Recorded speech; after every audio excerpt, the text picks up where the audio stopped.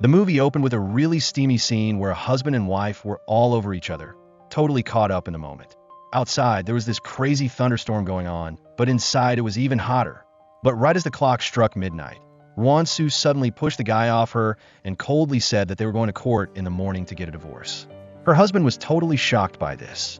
He thought she wanted to end things because of her mom's situation, but Won-soo felt like the stuff he brushed off was actually what mattered most to her. Then we got to look at the past.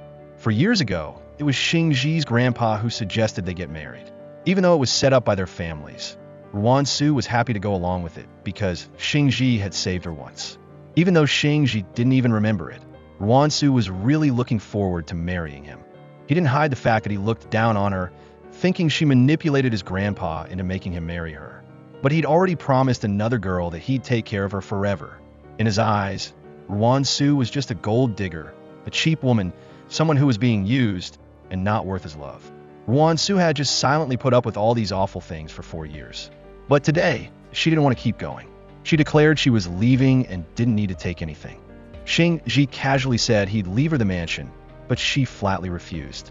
He then sarcastically asked if someone like her even had any pride. If she didn't take the mansion, she'd be begging on the streets in no time. Won-soo still insisted that her future life was her business and no longer concerned him. The next day was Shing-ji's grandpa's birthday. At the big party, everyone was talking because Won-soo wasn't there with her husband like she usually was. Hearing the whispers spreading fast, Shing-ji immediately ordered his people to bring Won-soo there right away. After announcing the divorce, Won-soo began her journey to becoming herself again. She dressed smartly, beautifully, and formally, her eyes full of determination. In her heart, she thought to herself, 4 years of enduring and giving way for the sake of the big picture were finally over. From now on, she would live true to herself, and everyone who had ever hurt her would no longer be forgiven. Outside the mansion, a long line of luxury supercars appeared, led by her own car. Won-soo stepped out of the car with a powerful aura, walked straight inside, and greeted Shing-ji's grandfather, stunning everyone. Her radiant appearance surprised and made people suspicious. Some even thought she was crazy, wondering where she got the money to rent so many luxury cars. But Won-soo just smiled calmly, then had someone bring up a Ru-ware ceramic wash basin that was extremely valuable at auction. To his surprise, she simply said, "If you like it, Grandpa, I would buy it back." Shing-ji couldn't sit still at this point. He pulled her aside to talk privately, questioning where she got the money to do all this. Won-soo coldly replied, "It's none of your business." He'd treated her like air for the past 4 years, so he didn't need to care now. The divorce agreement was already prepared, just waiting for him to sign. From now on, they'd have nothing to do with each other. She turned and left without giving him a second look, causing Shing-ji to feel doubts he had never felt before. Meanwhile, Shing-ji's cousins, Xanyu and Xianhu, with their usual disdainful attitude, started making fun of her again. They assumed that maybe their older cousin gave her money so she could spend it lavishly, or that she found a new sugar daddy to cling to. But Won-soo was no longer the weak girl she once was. She calmly retorted, reminding them that Shing-ji was already married but was still messing around with someone else. The younger cousin angrily threw a cake at her, but she didn't flinch. She asked back, "Do you still think I'm the same as before, letting you humiliate me?" In the past, they had made her a laughingstock in front of everyone, and Shing-ji had stood by, looking down on her with contempt, offering no protection. But now, things are different. Won-soo signaled to her subordinates to release secrets about Wen-yu and Wen-hao. One had forged academic papers, planning to use family power to cover it up. The other had bullied a student so badly they had to drop out of school, and was trying to use money to silence the victim. She sarcastically asked if their grandfather knew about his grandson's behavior. Would he still tolerate it? And if she made everything public, would the Bo family still want to protect them? Facing the risk of exposure, both immediately apologized. Won-soo lightly replied, "Just eat the cake, and wash your face too," returning all the actions they had once forced her to do. She added that she was no longer their sister-in-law, so they shouldn't call her that by mistake. Wen-yu and Wen-hao could only silently comply, lowering their heads to eat cake and wash their faces as if repeating the bullying they had inflicted on her years ago. All of this did not escape Shing-ji's attention. He quietly observed her from afar, with a great suspicion rising in his heart. In the end, what had Won-soo been hiding from him for the past 4 years? After her shocking appearance at the Bo family grandfather's birthday party, Ruan Su officially turned over a new leaf in her life. In a private meeting, Xianyu, her business partner and best friend, asked about her feelings now that she no longer had to endure. Ruan Su smiled meaningfully, because those who had hurt her were no longer her focus. She had a bigger goal. Xianyu mentioned Old Man Bo, a major investor who had poured capital into them, a stepping stone that had helped their young startup become one of the most sought-after corporations in the business world. When asked if Ruan Su would continue to go to the charitable traditional medicine clinic, she firmly replied that her promise to her former teacher would never change, no matter how successful she became. Elsewhere, after a tiring day at work, Xing Ji returned home as usual. Out of habit, he unconsciously called for Ruan Su to pour him water, but it took him a moment to realize she was no longer there. Familiar images of her attentive care suddenly flooded back, leaving him stunned. In a moment of confusion, he called her, but when he heard a man's voice on the other end, suspicion immediately rose in his heart. He assumed Ruan Su had rushed into the divorce to be with someone else. He declared he would sign the papers immediately if she came back.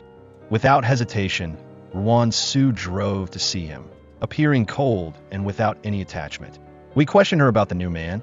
She just smiled dismissively.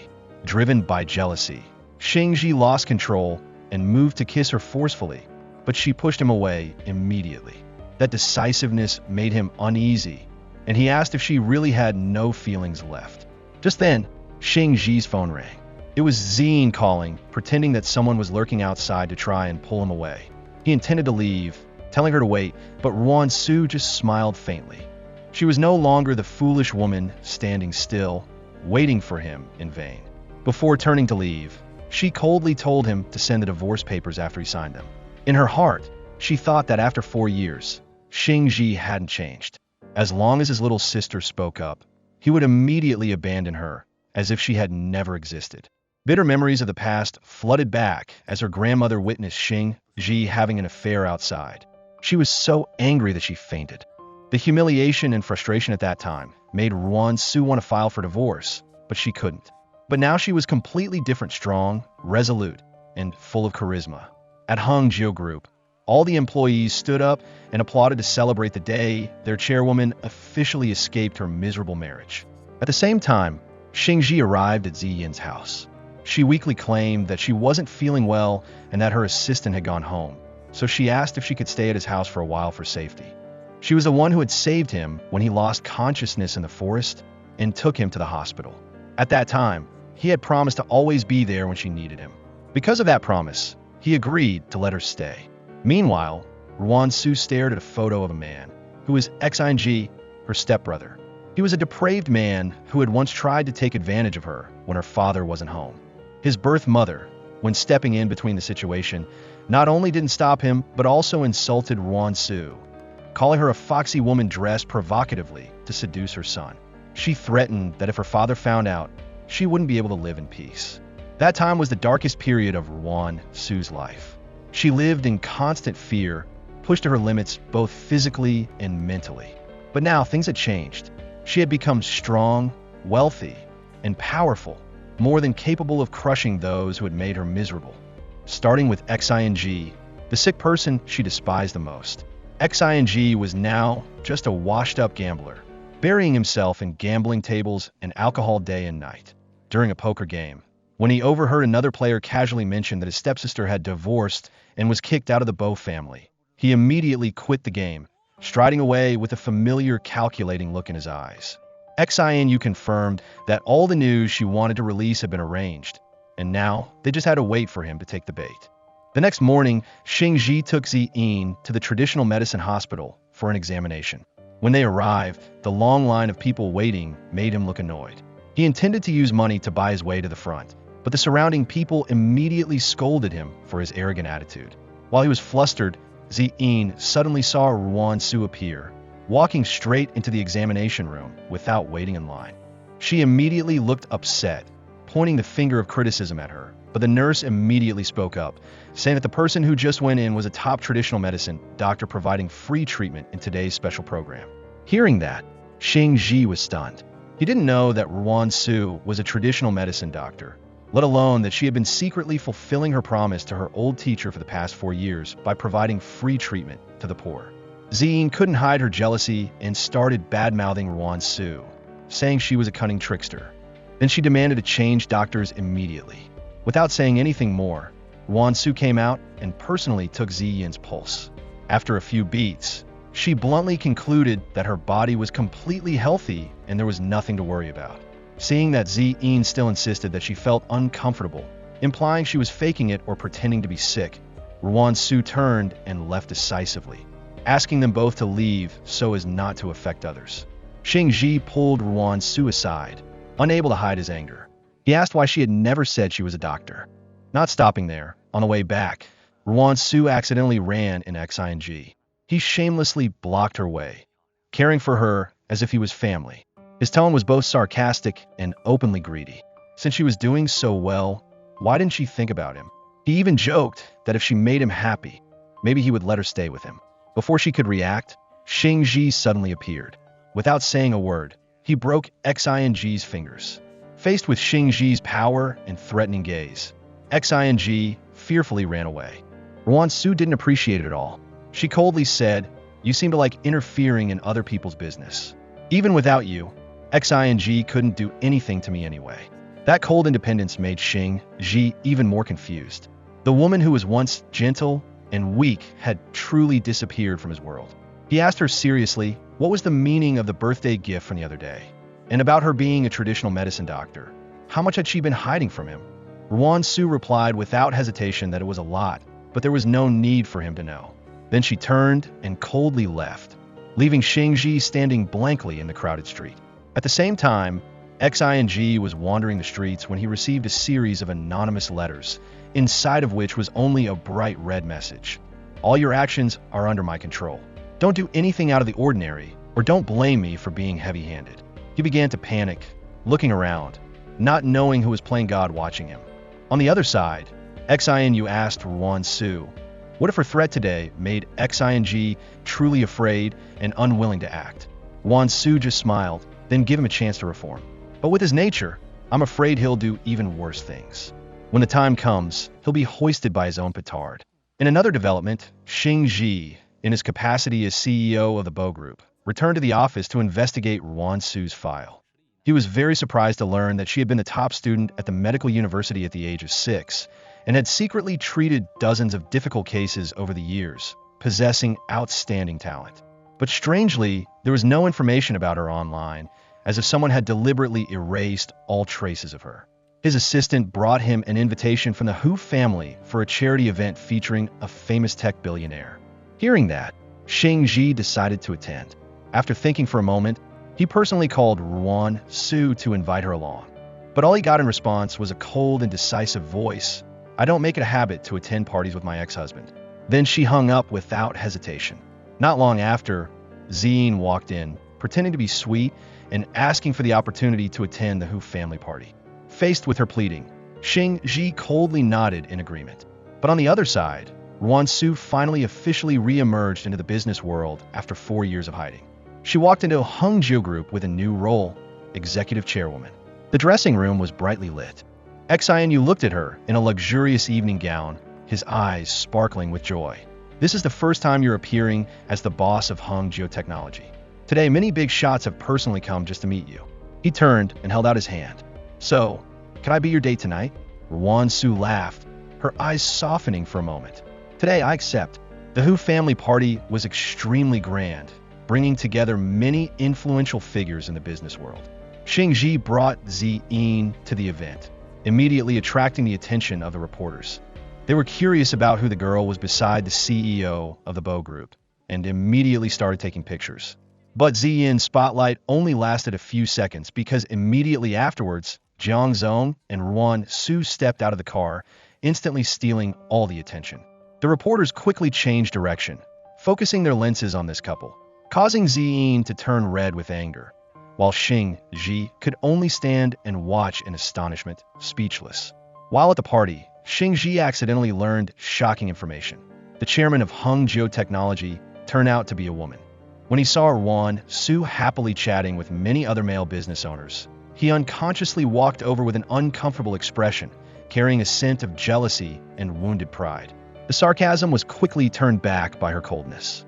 All his excuses or rebuttals couldn't change the fact that the woman he once looked down on had now completely escaped his shadow, confident, capable, and more radiant than ever.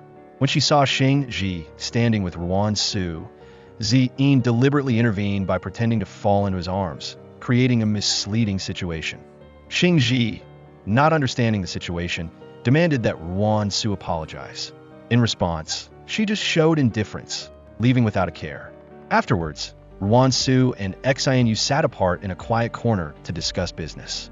When asked about a suitable partner for the upcoming cooperation plan, Xianyu thought that the Bo Group was still the optimal choice and the conditions weren't bad, but Ruan Su didn't want to cooperate with them. Even so, Xianyu fully supported her decision. Not stopping there, Xianyu, in his capacity as CEO of Hengjiu, directly met with Xing Ji to reject the cooperation proposal. He bluntly stated that Xing Ji's company wasn't suitable and that his chairman, Ruan Su, didn't care about the conditions that the Bo Group had offered. Before leaving, Xianyu sarcastically reminded Xing Ji to spend less time messing around with the fake people around him and take the time to investigate the truth. Those words made Xing Ji waver. When reviewing the camera footage from the party, he finally realized that Ziyin was the one who had deliberately kicked Ruan Su's foot to create the blaming situation. At the same time, Ruan Su was walking alone around the villa when she was blocked by Xing's gang.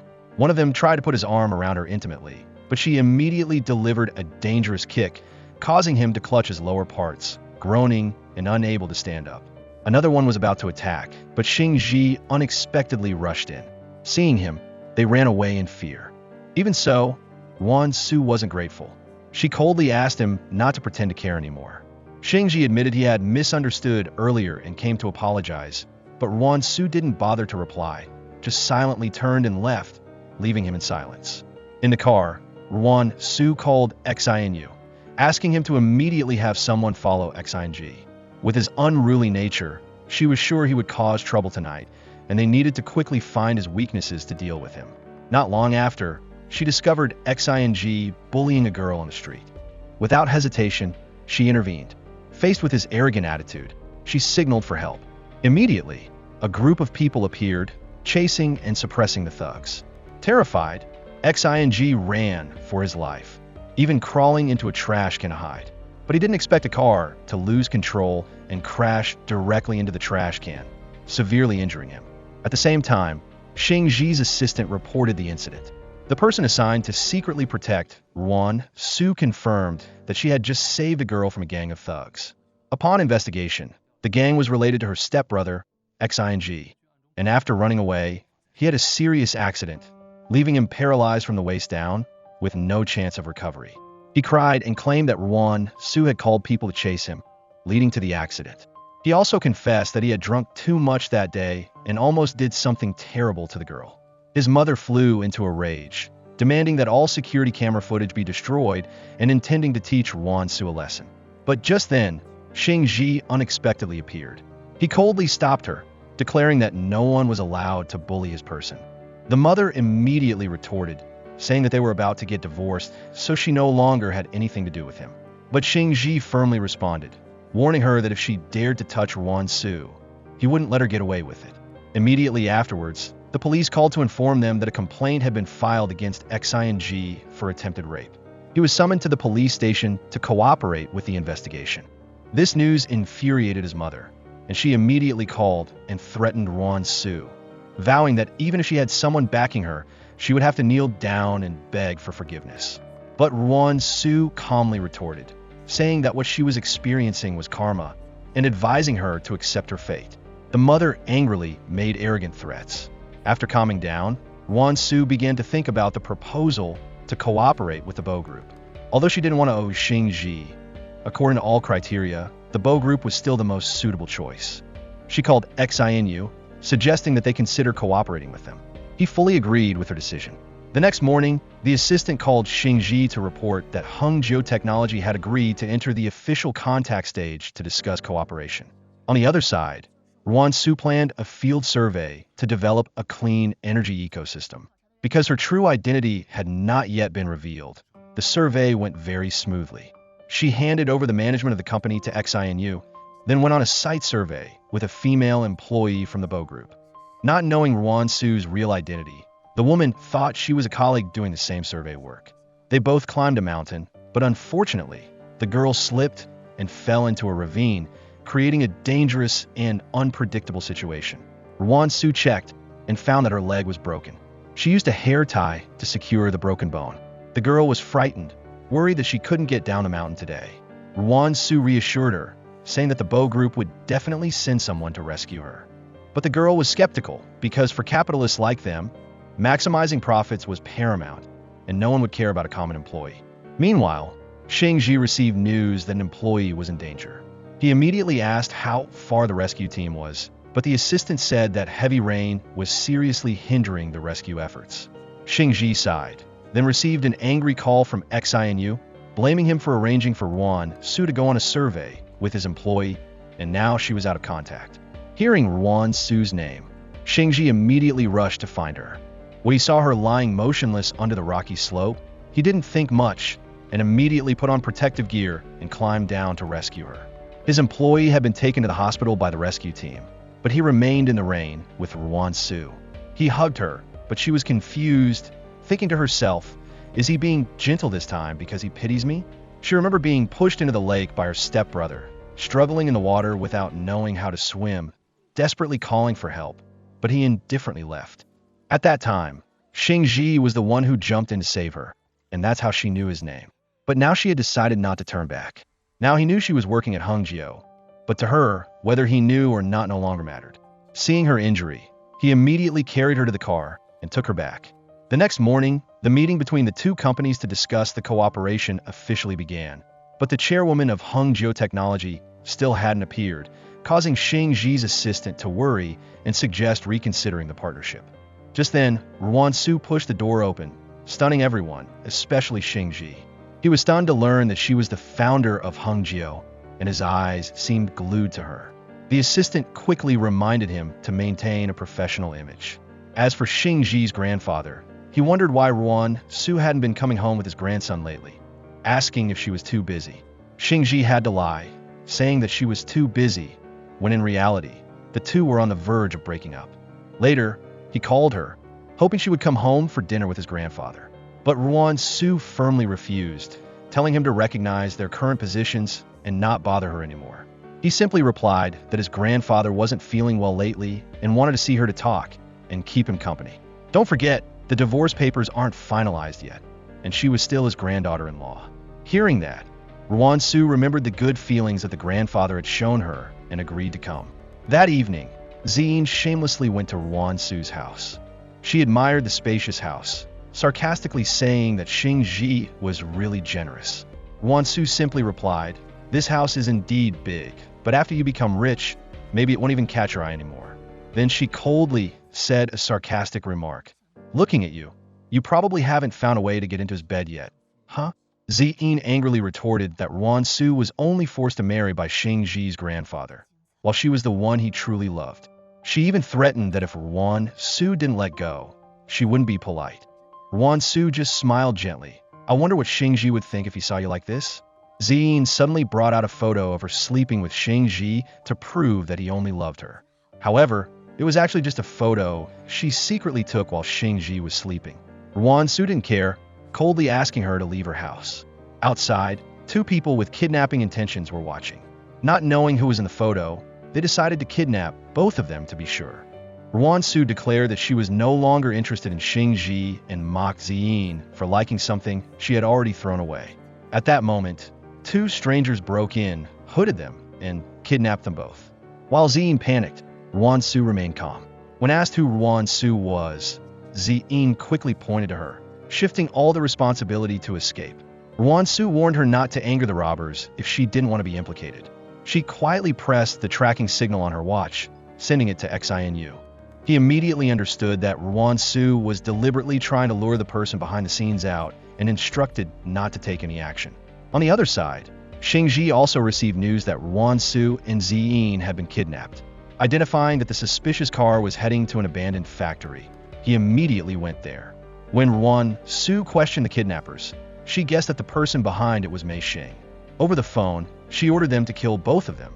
Just then, Xingji burst in, forced to choose to save one person. Ziyin hurriedly pretended to faint, causing Xingji, because of a promise in the past, to decide to carry her away. Ruan Su bitterly realized that once again, she was the one being abandoned. She laughed at herself, knocked out the two thugs, and coldly walked away. When Xingji came back, worried and asking questions, she coldly brushed him aside, declaring that he shouldn't pretend to care. Her people and Xinu had arrived, and in her heart, there was only disappointment. She realized that all the expectations she had for Xingji were wrong, and from now on, they were strangers. Seeing Xingji intending to chase after her, Ruan Su Xinu immediately blocked him, saying, "You've made a choice, so you need to act like a man. Don't hurt Ruan Su anymore." Even while in the hospital, Ruan Su was focused on her work. Xinu came to urge her to rest, saying he had invited a nutritionist to make nourishing soup and personally spoon-fed her. He looked at her with gentle eyes, softly saying, "This is the Ruan Su I know." During Ruan Su's time in the hospital, Xinu took the initiative to shoulder the company's affairs for her. He revealed that even though Mei Xing tried to hide it, they had still uncovered some clues. All plans would be kept secret from Xingji until she was discharged from the hospital. Ruan Su smiled and thanked him, showing clear trust. On the other side, Xingji took Ziyin to the hospital. After the examination, the doctor concluded that she was only slightly frightened and there was nothing serious, and she would be fine after a few days of rest. Hearing that, Xingji surprisingly emphasized that she was only scared, but the doctor still confirmed that there was absolutely nothing wrong. He then asked about Ruan Su's condition in room 365, but was refused disclosure due to medical privacy regulations. Just then, his assistant called to report that the two ringleaders of the kidnapping last night had been arrested and were likely Ruan Su's enemies. The situation was becoming clear. In the hospital room, Ziyin was leisurely browsing her phone, smiling brightly. Hearing the door open, she immediately lay down, pretending to be tired. Seeing Xingji enter, she immediately complained that she was dizzy and her body felt unwell. Xingji coldly reiterated that the doctor had confirmed there was nothing wrong with her. Ziyin then changed her tone, blaming Ruan Su, saying that she always acted weak to gain trust, hoping Xingji wouldn't let her continue to deceive him. Faced with the obvious pretense, Xingji only coldly replied, "All right, don't say anymore." Not long after, he and his assistant brought flowers to visit Ruan Su. However, her assistant firmly refused to let them in. Xinu appeared, explaining that Ruan Su didn't want to see him. Xingji angrily emphasized that he was her husband and had the right to see her. He asked Xinu what his identity was, and in what capacity was he preventing him? Xinu only smiled meaningfully, retorting that the decision not to meet was made by Ruan Su herself. And currently, she had someone more suitable to take care of her, and that person was definitely not Xingji. The two men stood facing each other, their eyes cold and tense, as if they could explode at any moment. Leaving the courthouse after completing the divorce procedures, Xingji offered to drive Ruan Su home. She emphasized that they had ended completely, had no contact anymore, and left, leaving Xingji standing motionless with the unspoken question, for years of marriage, do you really have no regrets? Meanwhile, Ziyin unexpectedly appeared at Xingji's office. She excitedly said that now he was divorced, he was no longer bothered by Ruan Su, and they could spend time together. But before she could finish speaking, Xingji interrupted, saying he was busy and would meet her later. Ziyin stubbornly stayed, but was given the cold shoulder when he said that he only saw her as a younger sister. He didn't have the energy to get involved in anything else. Hearing that, Ziyin reluctantly left. Immediately afterwards, Ziyin's assistant called to report that they had investigated and found that Mei Xing was Ruan Su's stepmother, who had abused her in the past. Hearing this, Ziyin couldn't help but smile calculatingly. At the company, when the news of Ruan Su's official divorce spread, the entire office applauded in unison. Xinu asked her if she wanted to throw a celebration party. They would do everything according to her wishes. Ruan Su refused, gently saying that there was nothing to celebrate about divorce, and everyone should focus on developing the Women's Protection app, the company's main product. To express her gratitude for their contributions over the past year, she announced that she would double the year-end bonus, making everyone happy and excited. In another development, Ziyin and Mei Xing met privately. She acted friendly, saying that the previous things were just misunderstandings. Mei Xing apologized and affirmed that her goal had always been Ruansu. Ziyin then smiled meaningfully, declaring that now they had a common enemy. However, she had something more important at the moment, a talent competition organized by the Hung Geotechnology platform. The singer who wins first prize will become the face of the product, and Ziyin hopes to use this opportunity to connect with the Bo Group, which is in talks with Hung Geo. If she wins, she will not only have more resources but also enter the upper class more easily. Mei Xing reassured her, saying that it was not difficult and she had a way to take care of it. At the same time, Xinu visited Ruansu's grandmother, then informed her that the organizing committee had announced the list of contestants for the competition, including Ziyin. He asked if it was necessary to intervene to get her to withdraw. Ruansu calmly replied that it was not necessary. The competition was organized to find a deserving person to represent the new product, and everyone should have a fair chance to compete, including Ziyin. Ziyin received the song from Mei Xing and was reassured that Shuehai's song was very good and would be enough to amaze others on the competition day. When Ziyin hesitated about the copyright issue, she casually said that Shuehai was traveling everywhere and didn't care about being plagiarized, so she could use it with peace of mind. Boss Wang of the competition organizing company spared no praise for Ziyin, promising to put all his efforts into promoting her to win the first place as a singer. Ziyin smugly assumed that her talent would make Xing Ji turn back to her, and Ruansu would be nothing compared to her. The singing competition officially began. Ziyin confidently stepped onto the stage to introduce a song she composed herself, dedicated to the person who had been by her side for 10 years. While she was singing, Xing Ji and Ruansu were also present below. Although the song was declared to be written for him, Xing Ji's mind was full of memories of Ruansu, from intimate moments to times when they overcame hardships together. Ruansu felt that the song was a bit familiar, so she asked Xinu to investigate. The song was highly appreciated for its beautiful lyrics and good vocals. Ziyin quickly won the title of brand representative. Just then, Ruansu stepped in, questioning whether it was okay to be praised for copying someone else's work. Because the program was being broadcast live, the audience kept praising her appearance. Ruansu asked Ziyin directly if she was the composer of the song, and when Ziyin confirmed, she immediately requested that the manuscript be provided for comparison, because the song was too similar to a work from her friend Shuehai's childhood. Ziyin thought that Ruansu was trying to cause trouble and was about to call security to kick her out. At that moment, the judges spoke up, confirming that Ruansu's role was not only the organizer of the program, but also the owner of Hung Geotechnology. Ziyin was stunned, cornered. She stubbornly argued that maybe Ruansu's friend was the one who copied her work. That lie immediately collapsed when Shuehai, the real owner of the song, appeared on stage. Shuehai said that she came back because she heard that her friend had divorced and wanted to be by her side as before. Ruansu gently apologized for only seeing Shuehai as family, not love. Shuehai still firmly said that she would wait. When Ziyin called for Xing Ji, Shuehai learned that he had been eavesdropping on the conversation all along. Xing Ji denied that he was just passing by, but a cleaning lady exposed the truth. He had been standing there from the beginning, awkwardly giving the reason that he was afraid Ruansu would be deceived by some man. Ruansu replied coldly, emphasizing that there was nothing between them anymore. Then she took Shuehai's arm and walked away, leaving Ziyin standing there bitterly. Ziyin shamelessly blamed Ruansu and Shuehai for colluding to frame her. Xing Ji retorted bluntly that if she hadn't plagiarized in the first place, she wouldn't have given them something to hold against her. Because of the plagiarism scandal, Ziyin was intensely attacked by the online community, even trending on Hot Search. When she arrived at the awards ceremony, she had just stepped out of the car when she was ridiculed by the crowd, who said that she no longer had the face to appear.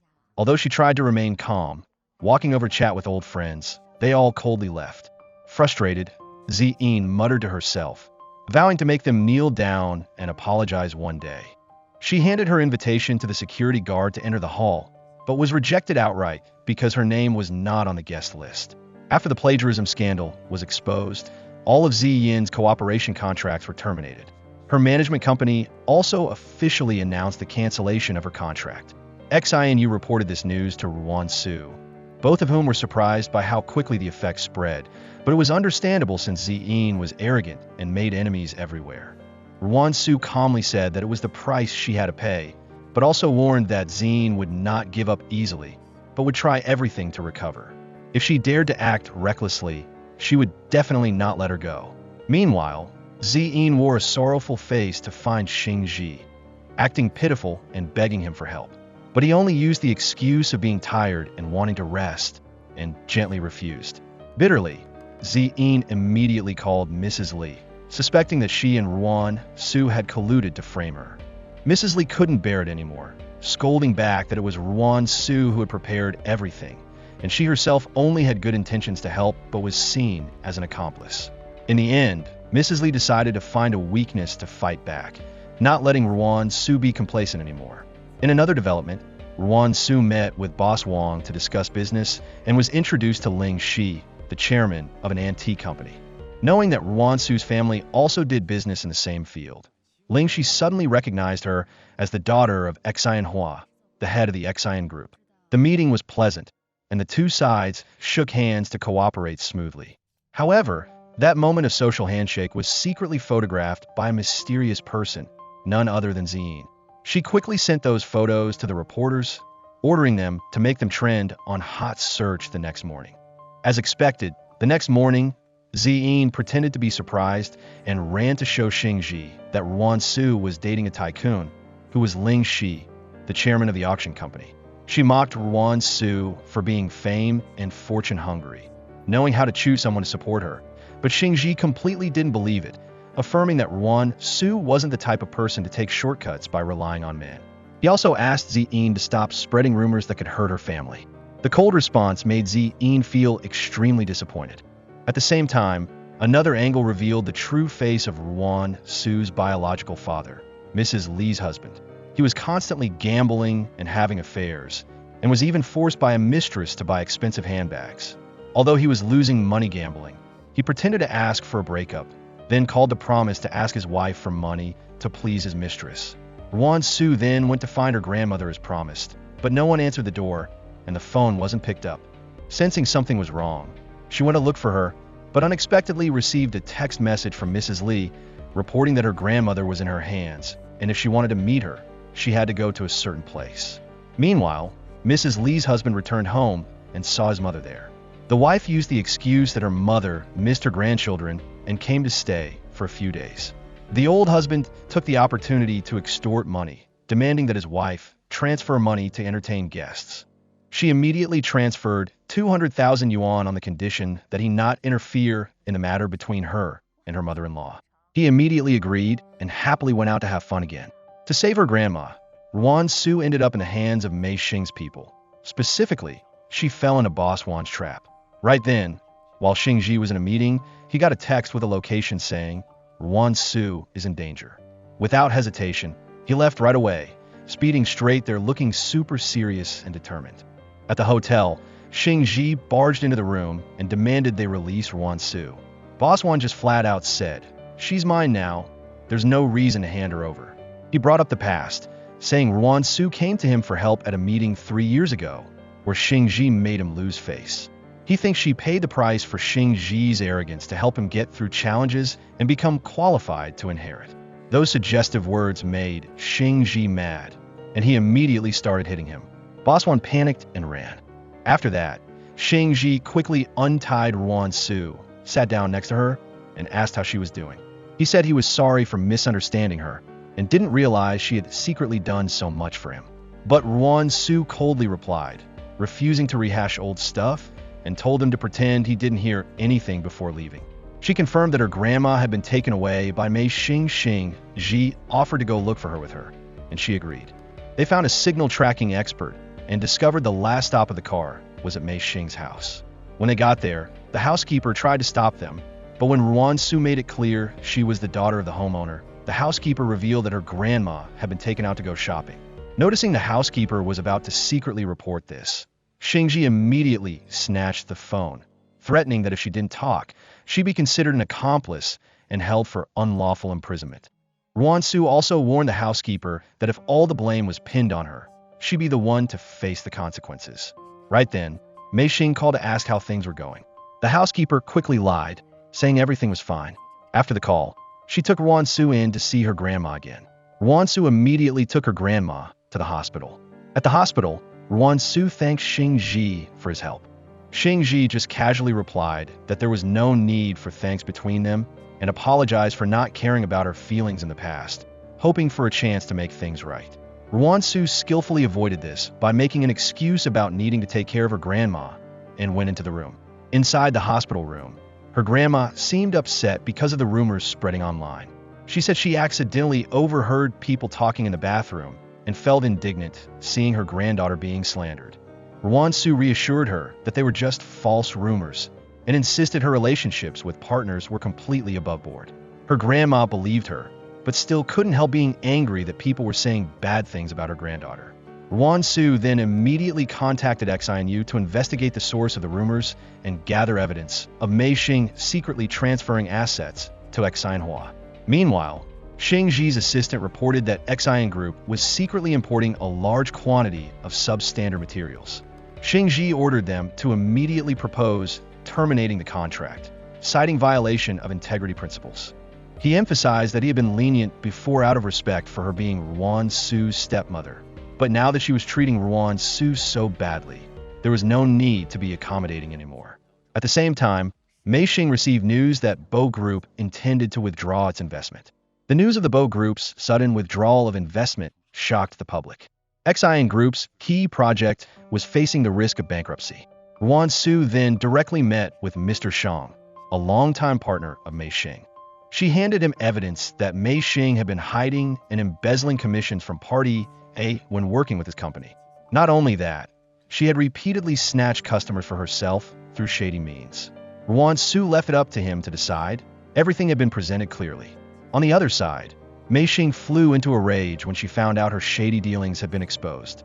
She screamed at her subordinates, demanding they silence the workers holding sensitive information at all costs.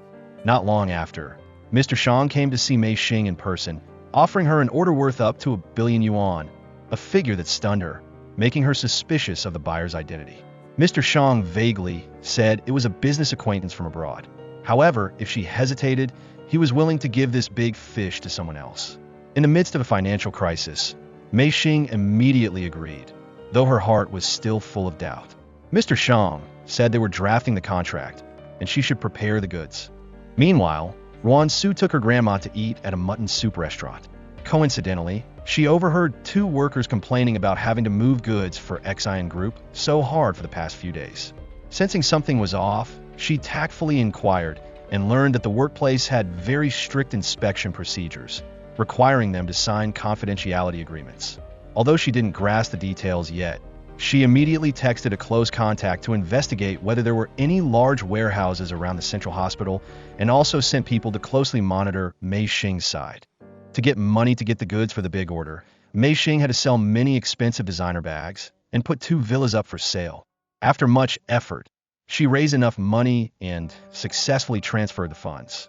Immediately afterwards, she received a message from Mr. Shang wanting to place another 2,000 orders.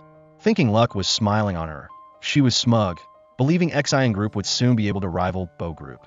However, XINU quickly reported to Ruan Su that he had discovered XIN Group was stockpiling thousands of antiques in the warehouse, preparing to export them illegally. She knew Mr. Shang wasn't following her plan, but now that everything was exposed, she didn't need to save face for anyone anymore. The next morning, the police unexpectedly raided the warehouse to inspect it. The news panicked Mei Xing, and she immediately rushed back to the company. Her assistant suggested calling the police, but she feared the truth being exposed would entangle everyone in legal trouble. In a frenzy, she called a series of partners for help, but only received cold hang-ups. Her longtime husband also showed up, blaming her for having to sell the house because of the company. She blamed it on being scammed in a big deal. The two fell into a heated argument, blaming and threatening each other mercilessly, their relationship completely broken. That afternoon, official news spread. XIN Group declared bankruptcy. The current person in charge was Mr. XIN and his wife, and they were carrying a huge debt. And the person who was working for Ruan Su behind the scenes was none other than Wang Qi, Mei Xing's secretary. XINU announced that all cooperation agreements with Boss Wang had been completed. In his hands was Wang Qi's job application, who would be brought to work at Ruan Su's company. When XINU realized that Ruan Su had obtained XIN Group's illegal business shipping slip, he couldn't hide his surprise. But Ruan Su calmly said it was a condition of exchange between her and Wang Qi to keep her in Hangzhou, a deal she believed would be useful later on. At the same time, XINU also revealed that he had found the reporter who wrote the article smearing Ruan Su. This person confessed that the photo in the article was released by the Chung family, implying that Zi Yin and Xing Ji were putting on a show together. As soon as she heard Xing Ji's name, Ruan Su couldn't help but fall into thought. Her mind suddenly paused in the stream of endless thoughts. On the other side, Xing Ji quietly visited Ruan Su's grandma at the hospital. During their conversation, the old woman recounted her regret over the years towards Ruan Su, an orphan since she was little, and whose father quickly brought home a stepmother and stepchildren. Those two always bullied Ruan Su, so every summer and winter vacation, she would take her up to the mountains to learn survival skills from reclusive masters. Thanks to this, Ruan Su had cultivated resilience and extraordinary independence from a young age. Hearing this, Xing Ji's heart sank, and he secretly admired the strength of the girl he had once hurt. When Ruan Su walked in and saw Xing Ji, she couldn't hide her coldness. She handed him a piece of paper, demanding that from now on he not interfere in her grandmother's care and to manage his own people better. In another development, Mei Xing proactively texted Zi Yin, proposing a collaboration to corner Ruan Su. But before she could carry out her plan, Xing Ji found her and threw evidence in her face that she had framed others. Despite trying to deny it, she still couldn't appease Xing Ji's anger. He declared in disappointment that he would no longer tolerate her and demanded she immediately move out of his house, where he had let her come and go freely out of pity. His words were like salt in her wound, fueling her hatred towards Ruan Su even more. After that, she called her assistant, begging Boss Wang to give her a job. As for Mei Xing, the once powerful boss, she was now just a dependent and miserable cleaning lady. When she ran into Ruan Su, she immediately screamed, blaming everything on her and spewing venomous words, even mentioning Ruan Su's deceased mother as an excuse to insult her. In her anger, she inadvertently said that Ruan Su's mother had been murdered by a family member, stunning Ruan Su. But when she questioned her, she immediately denied it and ran away. From a distance, Xing Ji witnessed the whole scene. When he saw Ruan Su's pain, he ran to hug her, but she pushed him away. In her eyes at that moment, he was just one of the people who had hurt her. She insisted he was no different from those other people, and she didn't need his pity. From a slip of the tongue by Mei Xing, a suspicion arose in Ruan Su's heart that her mother's death may not have been just an accident. Even though her reason told her she was overthinking it, the pieces began to shift in her mind. She told XINU to leave the documents accusing Mei Xing as they were, because if Xinhua had really been involved that year, he would eventually slip up. After that, she gave a photo of her father to a friend, instructing her that she just needed to appear in front of him. The friend nodded in agreement, saying that this type of punishment for adulterers was her specialty and promised to help her to the end. According to the plan they had discussed beforehand, Ruan Su's friend pretended to be drunk and deliberately went into the wrong karaoke room, where Xinhua was having fun. At the same time, at home, Mei Xing was carefully spoon-feeding her son porridge when she suddenly received a text message accusing her husband of embracing a young girl at a bar. When she arrived, she made everyone stop singing and stormed in to question her man amid surprised gazes. Resentful, Mei Xing spewed out a long rant about the family drowning in debt and her son being bedridden with no one to take care of him. In response, her husband coldly declared that she was the one who should be ashamed. He even loudly demanded a divorce and threatened to sue her in court, accusing her of bankrupting his company and secretly transferring money from his account elsewhere. In a fit of excitement, she inadvertently blurted out a shocking secret. From the beginning, he was the one who drove the car that killed his first wife, Ruan Su's biological mother. No one knew that all of those confessions had been heard by Ruan Su through the monitoring camera system. She went numb, tears streaming down her face as she left, unable to believe that the person who gave birth to her was the murderer of her mother. Xing Ji, after learning of the situation, immediately went to XINU to ask for her whereabouts. Worried, Xing Ji ran everywhere from her house to the streets around the neighborhood, trying to ask everyone. A child happened to recognize her and pointed towards the playground slide. When he saw her huddled in the silent space, he didn't hesitate to rush over and hug her tightly. She also buried her head in his shoulder, wrapping her arms tightly around him as if to find a bit of safe warmth in the storms of life. Xingji's tears fell silently, witnessing the ultimate pain of the girl he had always loved. He took her for a bike ride in the park. The cool breeze and the laughter of children around them partially soothed her shattered soul. They both rode their bikes fast, as if trying to shake off the weight on their shoulders. When they stopped on a deserted road, he gently asked her what she planned to do next. She replied that she would make Xian Hua receive the punishment he deserved. At the same time, Xian Hua was still lost in pursuing carnal pleasures, unaware that he was falling into a preset trap. A man immediately rushed in yelling, claiming to be the girl's husband and pointing directly at Xian Hua's face. When he saw the phone recording the whole thing, his face turned green. In a panic, he tried to call the police, but the man laughed coldly, reminding Xian Hua that he was the owner of an illegal business, and if he wanted to, he could call the police first. The man casually offered a condition: 3 days to prepare 50 million yuan, otherwise the consequences would be unimaginable. Backed into a corner, Xian Hua racked his brains, trying to figure out how to come up with a huge sum of money. In that moment of chaos, an idea suddenly flashed in his mind. The next morning, Xian Hua went to the company, determined to see Ruan Su. As soon as he saw her, he put on a friendly face, using the excuse that he was broke, hoping to get some pocket money. He claimed that he had treated her well in the past, hoping she wouldn't forget the old days. But Ruan Su coldly retorted, reminding him that he was the one who had abandoned her and her mother in the most difficult times. Rejected, Xian Hua flipped his face in an instant. He pulled out his phone and started broadcasting live, yelling that children had an obligation to support their parents and making a scene in the company. In front of all the employees, he falsely accused Ruan Su of being an unfilial child who had caused her brother to be paralyzed and now was pushing her own father to the end of the road. Unable to let him continue to make a scene, Xian Yu quickly had people come and drag him out. The next morning, he called her again, sarcastically saying that he didn't expect her private affairs to attract so much public attention. He even shamelessly warned that they might soon find out her personal phone number, and not to ruin their father-daughter relationship for a bit of money. Not achieving his purpose, he continued to go to Ruan Su's house, banging on the door and then lying down and acting like a victim right in front of the gate. Xingji arrived and immediately realized what was going on. He demanded that he leave, but not without adding a condition. If he kept his promise, he was willing to help him solve the money problem. That evening, Ruan Su went online to search for news related to her, but didn't find a single article. At that moment, she received a message from Xian Yu that he had found her father at the Rue E Hotel.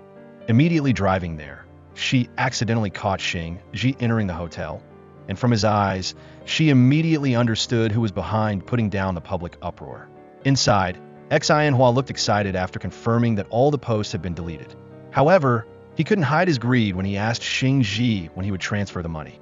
As promised, Xingji calmly declared that as long as he promised not to bother Ruan Su anymore, the money would be transferred immediately. Receiving the large sum of money, he rejoiced, but Xingji coldly warned that if he repeated the offense, the consequences would not be as pleasant as this time. With money in hand, Xian Hua immediately used it to silence others and returned to his familiar path of gambling. But bad luck continued to strike, and he lost more and more. The accumulated debt made it impossible for him to pay. He was beaten up by the loan sharks. Too scared, he begged for 2 more days to pay, but Boss Su didn't believe him, forcing him to hand over a secret that was enough to be exploited. Then, trembling, Xian Hua confessed all his crimes. Years ago, he was the one who drove recklessly, causing his wife to be seriously injured. But instead of helping her, he remained silent, causing her not to be rescued in time, and died in anguish. When Ruan Su's grandma was officially discharged from the hospital, Xingji arrived early, offering to take her back to her hometown to rest on this occasion, and she immediately agreed after so many years apart. The 3 of them set off together, the atmosphere in the car filled with joy and warmth. When they arrived and saw the old house still intact, the grandma was so moved that she couldn't speak. The 3 then went to the market to buy groceries and conveniently chose a new coat for her. On the way back home by pedicab because of the bumpy road, Xingji unconsciously hugged Ruan Su to keep her balanced. That awkward moment quickly disappeared when he gently told her about the conversation between him and her grandma, asserting that he would not leave her alone anymore. Ruan Su only coldly replied that he should save those words for his girlfriend. But Xingji frankly denied having a relationship with Ziyin, saying that she was just like a younger sister to him and nothing more. He admitted that his excessive attention in the past had caused Ruan Su to misunderstand and pledged to clarify everything with Ziyin. He said that he had to go back the next day to take care of some things, but when he was done, he would come back for her and her grandma. That afternoon, after cooking for her grandma, Xingji left to meet Xianhua. He demanded that he turn himself in, admitting the truth about what happened years ago. Not just saying it, he also produced evidence that Xianhua had confessed everything to Boss Su. Just then, Boss Su's men were on their way. He only said one decisive sentence. He had given him a chance, and whether he seized it or not was his choice. From now on, whether he lived or died, he would no longer help. Under that pressure, Xianhua had to nod in agreement. Immediately afterwards, Xianyu told Ruan Su the latest news. Xianhua had officially confessed, and her former classmate had also been arrested for extorting him for 50 million yuan. As for Xingji, he met with Ziyin to make everything clear. In the meeting, he said that his feelings over the years had only stopped at gratitude, never crossing any other line. They were both adults now, and gratitude couldn't be the reason to maintain a relationship with no future. Ziyin immediately protested, saying that because of the previous incident, she had turned against her entire family, and now if Xingji also abandoned her, she would lose everything. She didn't hesitate to accuse Ruan Su of forcing him away from her and threatened to go find Ruan Su to settle the score. At that time, Xingji slammed his hand on the table, angrily warning that as long as he was there, no one would be allowed to touch Ruan Su. He asserted that Ziyin had crossed the line many times, and if she continued, he would not be lenient either. Ziyin left in resentment, vowing that she would not give up easily. The assistant brought Xingji a ring that he had ordered. When asked about how he obtained the evidence against Xianhua, he only smiled lightly and recounted that he had gambled on a game, risking his promise to help Xianhua pay off his debt in exchange for trust. The assistant curiously asked who would receive the ring, and when he heard Xingji say that he wanted to pursue Ruan Su again, he quickly made plans to woo Ruan Su again, from the way he dressed to the perfect angle. When he met her, Xingji offered to take Ruan Su out to eat. When she saw him with a carefully prepared appearance, she only smiled lightly and refused because she had an appointment. He suddenly asked about the person, and she casually replied that it was Boss Han from Baisher Building Materials Company. Xingji immediately realized it was a lie because he knew that Han person.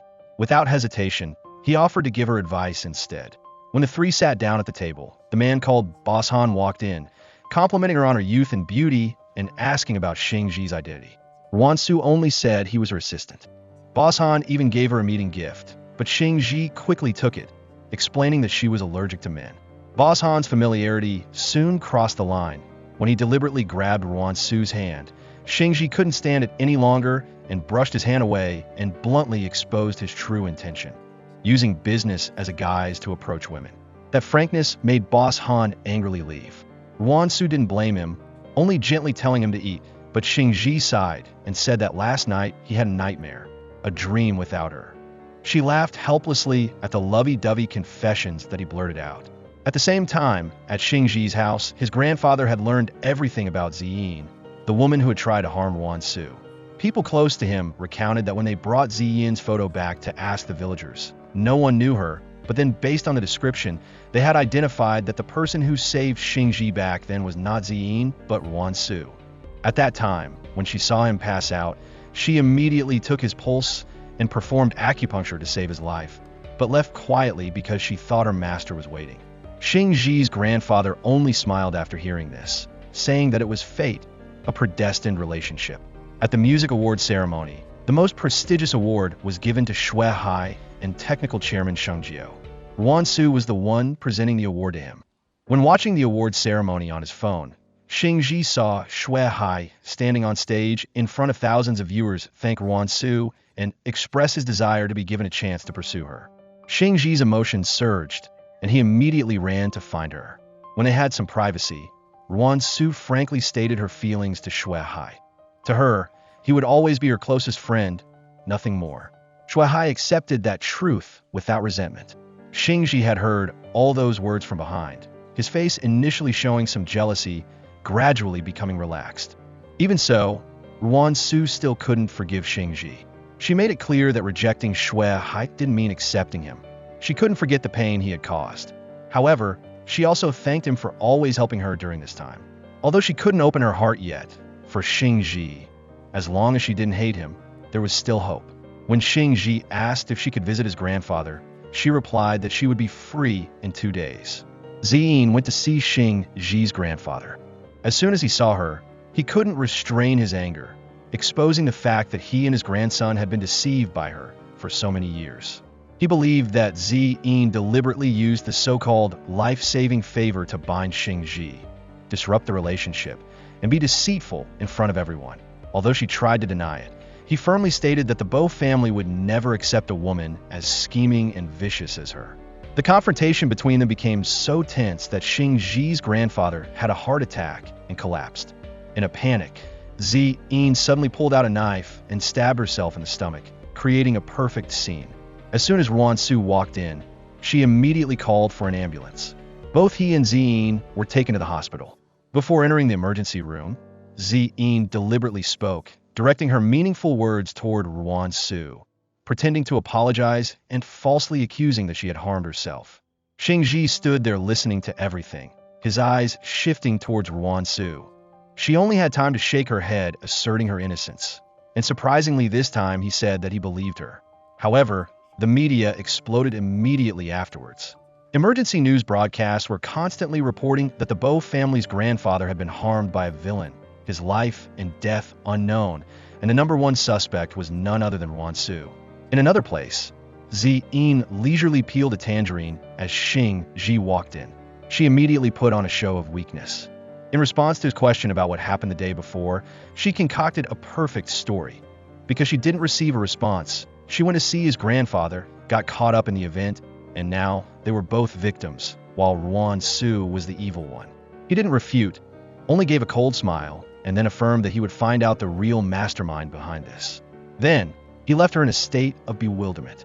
Meanwhile, Ruan Su went home and sat down to eat with her grandma. Even though everything was in turmoil, she was still calm and gently asserted that she would never believe in unfounded rumors.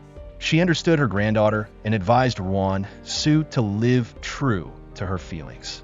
Carrying the box of kanji that her grandma prepared, Ruan Su went to the hospital to visit Xingji's grandfather, but he acted cold, refusing to let her into the hospital, giving the reason that the situation was dangerous. He took the kanji, telling her that she should go home. But only a few minutes later, he turned to Ziyin with a gentle look in his eyes, taking care of her and chatting as if nothing had happened. Ruan Su stood outside, quietly observing, feeling a suspicion about what Xingji was planning. Not long after that, the assistant walked in, informing Xingji that Bo Group stock was falling sharply, with signs showing that the Hu family was secretly taking over. In this critical situation, Ziyin suddenly offered to help. She said that she used to have a close relationship with the Chung family, who were allies of the Hu family. Although family relations were not smooth at the moment, if she and Xingji became one family, that network could save the situation. Hearing this, Xingji nodded in agreement without hesitation. At the same moment, Ruan Su returned because she had forgotten her earrings. But before she could walk in, she accidentally heard the entire exchange. The wedding ceremony took place in a solemn setting. All eyes were on the main couple. As Ziyin was preparing to put the ring on Xingji's finger, he suddenly pulled his hand back. In the silent air, Xingji announced that this marriage could not continue because the person officiating, his grandfather, had never agreed. It turned out that Xingji's grandfather had woken up. From a month ago, Xingji and Ruan Su had discussed the suspicions surrounding his case, from Ziyin's unusual reactions to the mysterious disappearance of Butler Yang, who had been his grandfather's trusted manager but had hurriedly resigned after he was harmed. Noticing signs of abnormality, Xingji deliberately agreed to the marriage with Ziyin. Before leaving, she gave him a light kiss on the cheek as a silent encouragement. The plan began. Xingji found Butler Yang and demanded that he tell the whole truth in exchange for the opportunity to be forgiven. Under pressure, Butler Yang handed over a series of evidence of Ziyin and Mei Xing secretly colluding, as well as important evidence proving that the person who actually saved his life back then was not Ziyin, but Ruan Su. The truth was like a sharp knife. Xing Ji was stunned, not understanding why he had kept this a secret for so many years. Butler Yang only knew how to apologize, admitting that he had lost his conscience for a small amount of benefit. At the same time, Ruan Su was still quietly standing by the experts to build the best treatment plan for Xing Ji's grandfather. The surgery was successful. When he woke up, Xing Ji hugged Ruan Su tightly, grateful to her not only for saving his grandfather, but also for saving his life back then. When returning to the wedding ceremony, Xing Ji publicly exposed Ziyin. He gave her two options: either confess to the police, or he would bring all the evidence to light. Facing her continued denial, he didn't hesitate to reveal everything. Xing Ji's grandfather, now completely recovered, suddenly stood up, his voice full of anger. He accused Ziyin of being the one who pushed him a month ago, causing him to have a myocardial infarction and nearly lose his life. Her purpose was to destroy the evidence for fear that he would reveal her shady dealings. But what she didn't expect was that he was still alive, still lucid enough to become living proof that no one could deny. After that, Ziyin was taken out of the wedding hall in shame. In a rare moment of weakness, she said that she no longer wanted to live. Ruan Su responded that whether she lived or died was no longer related to her. When she died, the person she always wanted to possess, Xing Ji, would truly belong to Ruan Su, but not because she won, but because the love was already hers. Ziyin burst into sobs, saying that if she confessed to the police, she would only become a joke in the eyes of the world. Ruan Su coldly said that when she got out of prison, if she still had the courage, she could start over, but first she had to learn to pay the price for what she had done. After hearing Ruan Su's last words, Ziyin seemed to have accepted her fate and agreed with her, but that agreement was only on the surface. Ziyin suddenly pulled Ruan Su with her, jumping from a height with the intention of dying together. Fortunately, Xing Ji appeared in time to pull Ruan Su back, saving her from certain death. The next morning, news reports were all over the place. Ziyin, a KOL with millions of fans, had jumped off a building, suffering multiple fractures. Police preliminarily concluded that she was afraid of punishment and did something foolish. Things temporarily calmed down. Xing Ji's grandfather, overjoyed that the disaster had passed, invited Ruan Su to his house for a meal. She happily accepted. During the warm reunion meal, Xing Ji kept thinking about the kiss last night, a sweet, passionate kiss that he couldn't forget. Xing Ji's aunt turned to look at Ruan Su, remarking that she looked noticeably thinner these days. She suggested that she get back together with Xing Ji to lead the family together and make it stronger, but Ruan Su asserted that neither in the past nor in the present did she belong to a life dependent on men. After speaking, she raised her glass to wish his grandfather well and left for another party. Xing Ji immediately chased after her to take her home. When he was getting the car, a group of old friends appeared and recognized Ruan Su. They were the ones who had been in the same class as her. Xiang Ji, who was always jealous of Ruan Su, sarcastically added that she must be going to drink with some old boss. He continued to make snide remarks, suspecting that her marriage to Xing Ji was due to shady means, even implying that the rumors on the internet might be true. At that moment, Xing Ji appeared. He didn't avoid it, but frankly admitted that the one who used the means was him. He was the one who harassed and threatened her. If anyone had any objections, he invited them to come to Bo Group to talk. The two held hands and left that troublesome crowd. Before getting into the car, Ruan Su turned around, gently but decisively saying that she didn't belong to anyone. She only belonged to herself. After that, Ruan Su returned to her busy life. She worked hard, continuing her career with full enthusiasm. Xing Ji was also equally successful, both developing his career and actively participating in charitable activities. Despite being busy, he still paid deep attention to Ruan Su, especially to her grandma. The old woman recounted that during the days she was away from home, Xing Ji often came to visit, bringing fruit and having friendly conversations. The two met at the beach, raising their glasses together under the sunset. Ruan Su thanked Xing Ji for what he had done, for always taking care of her grandma during this time. As Xing Ji was about to take out the ring, she suddenly said that she wanted to expand her startup, moving to another city. He didn't stop her, but instead supported her. He He only had one request. Let him invest in all the investments in her company. Even if it lost money, he wouldn't mind. Sue smiled teasingly and asked if this was a way to gently bind her. They both laughed, the laughter echoing under the clear blue sky, as a confirmation of a new beginning. The film closed with an open ending, unconstrained, unhurried, just respect, companionship, and loving correctly. Thank you all for joining the channel until the final moments of the film. Remember to like and subscribe to the channel so I have more motivation to post better videos. Thank you all.